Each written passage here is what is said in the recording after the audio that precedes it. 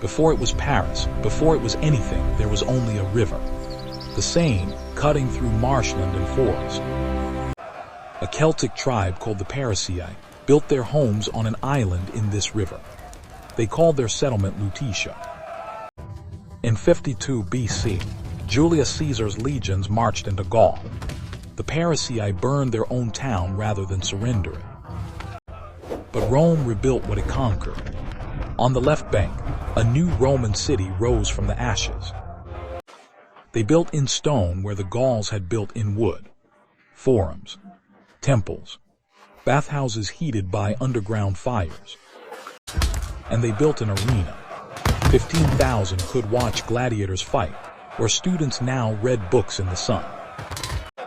For 3 centuries, Lutetia prospered under Roman rule. Wine flowed from the south. Ideas flowed from Rome itself. But by the 3rd century, the empire was crumbling. Germanic tribes pressed at the borders. Lutetia began to shrink. The people retreated to the island, tearing down their own monuments to build defensive walls against invasion. Around 305 AD, the city's name quietly changed. Lutetia was gone. This was now simply Paris, city of the Parisii. In 451, Attila the Hun threatened to destroy the city. A young woman named Genevieve rallied the people to resist. The Huns turned away, and in 508, a Frankish king named Clovis made Paris his capital. A new era began. 6 centuries would pass. Kingdoms rose and fell. But on the island where the Parisii once fished, something extraordinary was about to rise. By the 12th century, Paris was the largest city in Europe. 200,000 souls crowded its narrow streets. In 1163, Bishop Maurice de Sully looked at the old cathedral and saw something greater. He began to build. For almost 2 centuries, Notre-Dame Cathedral rose stone by stone. Masons who began the work never saw it finish. When completed in 1345, Notre-Dame was a miracle in stone. Its towers reached 69 meters toward heaven. Light poured through stained glass windows, transforming the interior into a jewel box of color and faith. King Philip Augustus built walls around his growing city, and a fortress on the riverbank, the Louvre, to guard it. In 1200, King Philip granted a charter to scholars gathering near Notre-Dame. The University of Paris was born. The Sorbonne opened in 1257. Students came from across Europe to study theology, law, and medicine in Paris. But darkness came with the light. In 1348, the Black Death swept through Paris, killing tens of thousands. War followed plague. The 100 Years' War brought English occupation. Parisians starved while armies fought for their city. In 1429, Joan of Arc tried to liberate the city. She failed. But 7 years later, Paris was French again. Paris survived plague, war, and occupation. Battered but unbroken, it stood ready for its next transformation. Renaissance kings transformed the Louvre from fortress to palace. But it was the Sun King who would truly illuminate Paris. In 1667, King Louis XIV declared war on darkness itself. He ordered lanterns hung on every major street.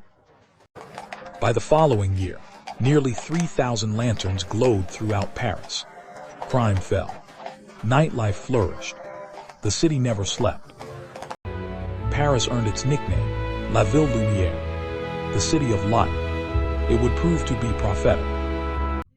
By the 18th century, Paris had become the intellectual capital of Europe. Philosophers gathered in salons and cafes.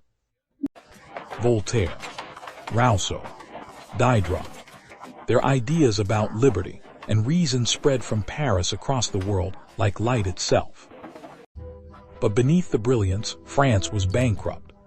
The poor starved while nobles danced at Versailles. Anger was building. Bread prices soared. Pamphlets calling for revolution circulated in shadows. The Bastille loomed over the city like a threat. On July 14, 1789, the people of Paris made their choice. They stormed the Bastille, and everything changed. The fortress fell in hours. Its stones would be torn down and sold as souvenirs of liberty. The revolution had begun. In 4 years, King Louis would lose his head.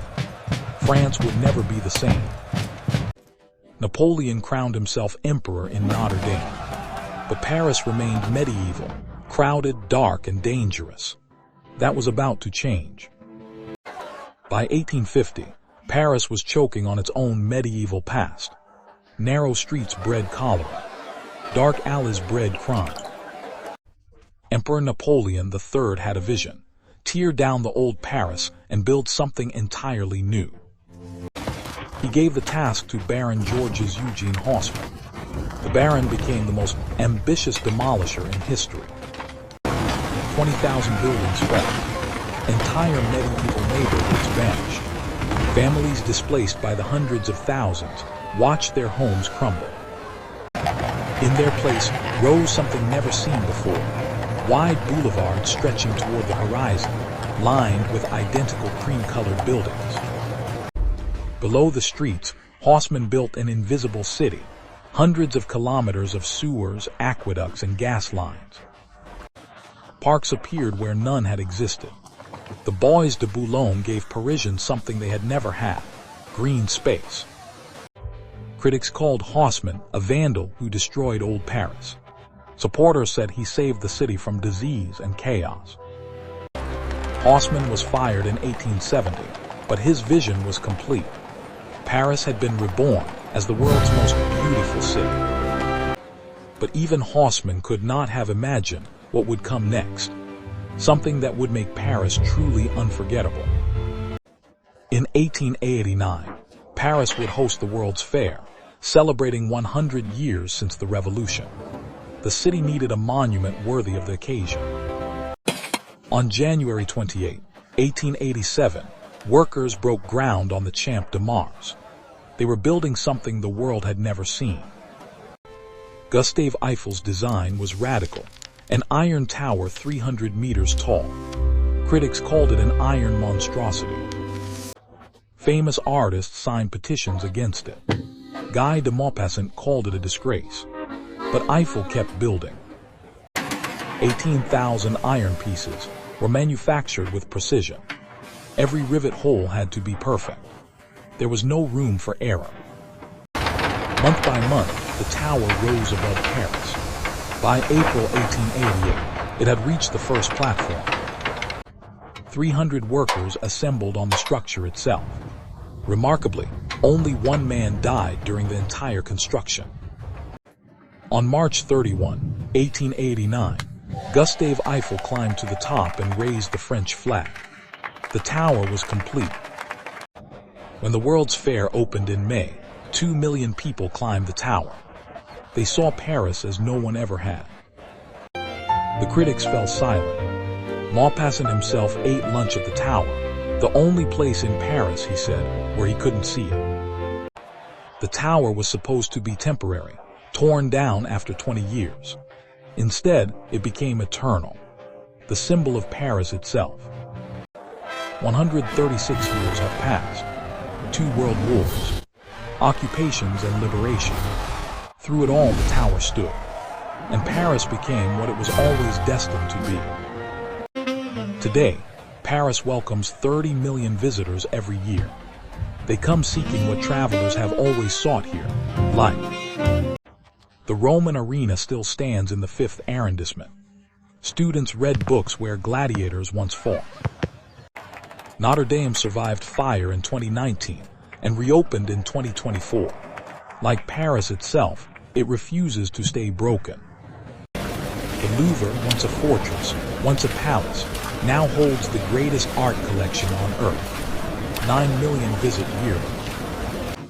Haussmann's boulevards still define the city. His buildings, with their zinc roofs and iron balconies, remain the Parisian ideal.